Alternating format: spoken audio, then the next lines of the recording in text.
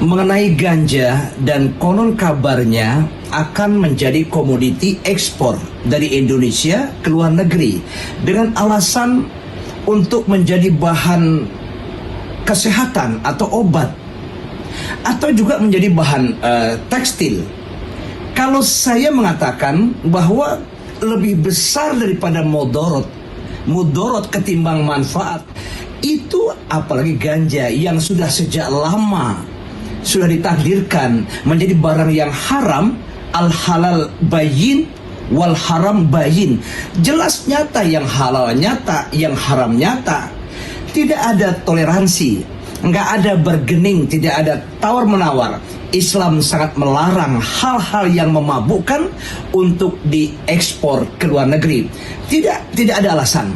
Mungkin kalau buat pengobatan ada bahan yang lain, mungkin buat tekstil ada bahan yang lain, tetapi hal ini sudah disalahgunakan.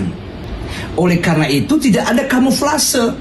Ekspor untuk jadi kesehatan, ekspor untuk jadi barang atau bahan-bahan tekstil. Oleh karena itu adalah sangat dilarang oleh Islam, tidak boleh, haram hukumnya.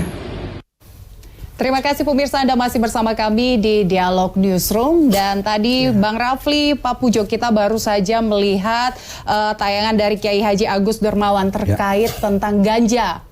Nah, ini dari sudut pandang agama. Nah, Bang Rafli, dari Bang Rafli sendiri melihatnya dari sudut pandang agama bagaimana tanggapannya dengan video tadi itu? Baik, terima kasih. Saya berterima kasih atas informasi yang disampaikan. Tapi hari ini saya ingin menyampaikan bahwa persoalan ini tidak selesai di kita saja. Iya. Kalaupun ada fatwa, itu harus ada fatwa secara komprehensif. Keputusan daripada ulama. Ini kan masih bersifat persepsi kita masing-masing. Ya. Saya ingin mengatakan bahwa ini tidak selesai sampai di kita. Bagaimana wacana yang saya lemparkan ini ya menjadi sebuah bahan diskusi yang produktif. Hingga kita nanti bisa memutuskan secara utuh bagaimana tentang gagasan yang saya sampaikan. Pertama sekali jangan dibawa dalam polemik. Jangan digiring ke dalam polemik, jangan digiring ke alam degradasi kedangkalan akal kita.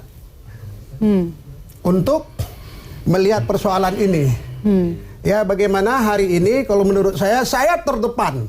Yang namanya penyalahgunaan ganja saya terdepan. Saya bersepakat penyalahgunaan ditembak mati.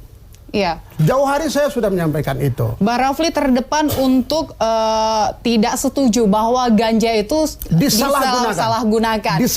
Namun tadi Pak Pujo mengatakan meskipun seperti itu sudah dilarang, tapi ada aja yang bocor. Itu bagaimana untuk mengawasinya? Itu, makanya kita itu menurut saya kalau Pak Pujo tadi sempat mengatakan di sana ada ruang kajian ilmiah. Sejauh ini bagaimana ruang kajian ilmiah ini menjadi semacam pencerahan buat kita tentang ganja. Oh, ini suatu pencerahan menurut Bang Rafli? Saya pikir kalau negara-negara luar, kalau katakan haram, kalau misalnya Ustadz tadi mengatakan haram, kalau dalam pandangan saya, batang ganja tidak haram. Oh, tidak haram? Tidak haram. Malah kalau obat-obatan, malah alkohol dipakai untuk obat-obatan yang sudah jelas haramnya. Babi juga dipakai untuk obat yang juga sudah jelas haramnya. Jadi oleh sebab itu saya bukan ingin mempertahankan argumentasi ini. Saya ingin menyampaikan bahwa marilah kita melihat, mengkaji secara lebih dalam. Di sini harus ada, di sana ada ruang untuk bahan penelitian. Bahan penelitian untuk apa? Pertanyaan kan? Bahan penelitian untuk apa? Oleh sebab itu hari ini menurut saya adalah bagaimana harus direspon secara akal yang sehat. Hati yang sejuk, pikiran yang terbuka, hingga ada pemahaman. Tidak boleh. Jadi terdepan saya di saat nanti saya akan kirimkan video-video saya. Saya dengan BNN sangat dekat sekali. Baik Pak Pujo. Pak Pujo, bagaimana tanggapannya terhadap yang dikatakan Bang Rafli bahwa itu halal kalau untuk obat seperti itu ya, dibuat untuk menjadi obat? Jadi begini, kita ini berbangsa dan bernegara ini berdasarkan nilai-nilai yang tumbuh berkembang di Indonesia. Artinya bahwa kita tidak mungkin betul-betul melawan apa yang menjadi fitrah, kemudian menjadi yang ketentuan Tuhan ada di masyarakat kita, masyarakat Indonesia ini. Masyarakat Indonesia ini kan berbeda, ya kan? Kemudian nilai-nilai tadi yang tumbuh asli dari kebijakan masyarakat Indonesia itu yang kemudian diterjemahkan menjadi berbagai undang-undang, ya kan, pamali atau adat istiadat dan lain-lainnya. Dan nilai kita ini sebetulnya sudah sangat jelas. Kemudian muncul tadi Undang-Undang Dasar 45 pembukaan alinea 4. Kemudian diterjemahkan dengan berbagai peraturan perundang-undangan, peraturan presiden dan lain-lain. Ini harus kita sepakati, kan begitu. Karena ini yang memang menjadi nilai kita. Tidak semua nilai yang ada di Indonesia bisa disamakan dengan di luar negeri. Mungkin kalau di luar negeri, mungkin WTS dipajakin kan, begitu. Kalau di sini tidak mungkin, tidak mungkin tidak. Karena memang mungkin. Ada nilai-nilai agama nilai-nilai juga. Kita ini nilai-nilai lokal kita yang ada di Indonesia, baik agama, adat istiadat dan lain-lain, kebiasaan itu yang kemudian tumbuh menjadi berbagai undang-undang tadi, kan begitu.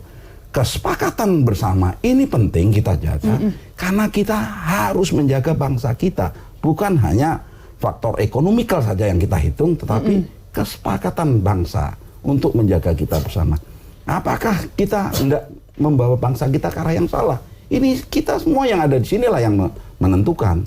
Kita harus yakin bahwa kita berpikir tidak hanya jangka pendek saja, tetapi kita berpikir bagaimana bangsa ini survive di tengah pergumulan kebangsaan dunia dengan juga berbagai kesepakatan internasional yang telah kita sepakati bersama juga bahwa narkoba ini, khususnya ganja ini golongan 1, dibuka jelas sekali dan kita sepakat kalau ada. Tapi Pak Pujo, maaf, apakah ganja ini sebenarnya sudah ada penelitian manfaat dari ganja itu selain untuk hal-hal yang negatif, apakah WHO sudah menjelaskan sangat jelas bahwa narkotika ini, ganja ini mengganggu ya. Begitu kita masukkan ke badan kita, baik dengan cara mulut, hidung atau suntik ya.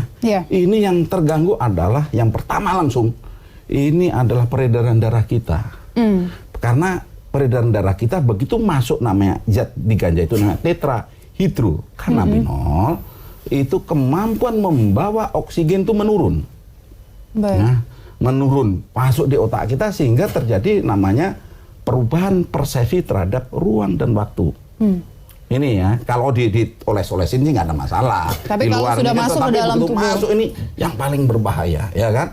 Persepsi ini terjadi berbagai fenomena-fenomena orang-orang yang memakai ganja ini kan menjadi sangat apatis, pendiam, bahkan tak kelihatan blow on, kan begitu. Pemakai lama malah jadi yang dulu cerdas, IQ-nya tinggi menjadi mungkin IQ-nya sangat rendah, ya kan? Kemudian antisosial, bahkan membuat berbagai kejahatan-kejahatan yang aneh-aneh. Nah, ini kan kita ini yang betul harus kita secara bersama orang-orang bijak ya. Orang-orang bijak itu menentukan kebijakan negara. Makanya orang bijak kan bunyinya kebijakan. Baik Pak Pujo dan Bang Rafli, nanti kita lanjutkan lagi perbincangan ini tentang wacana ekspor ganja. Ya, tapi kita lanjutkan usai jeda berikut. Tetaplah bersama kami di Dialog Newsroom pemirsa.